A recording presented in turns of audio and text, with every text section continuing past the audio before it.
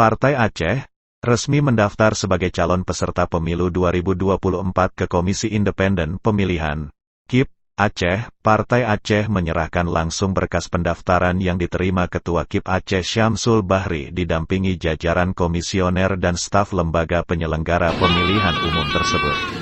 Hadir saat pendaftaran Partai Aceh, Muzakir Manaf yang disebut Mualim, Abu Razak dan pengurus teras partai tersebut.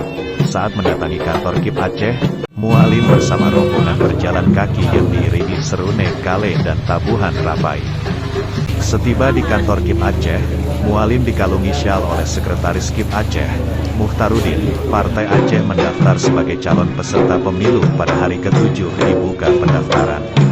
Selain itu, PA juga partai lokal yang pertama menyerahkan dokumen ke KIP Aceh. Juru bicara Partai Aceh, Nur Zahri, mengenai target yang ingin dicapai partai yang lahir dari rahim perdamaian Aceh.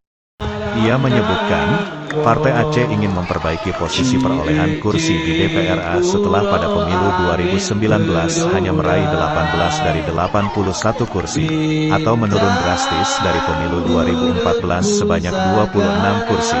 Target ke depan kita harapkan pada pemilu 2024, kami bisa meraih 50 plus 1 kursi DPRA dan begitu juga di beberapa kabupaten kota yang merupakan basis Partai Aceh.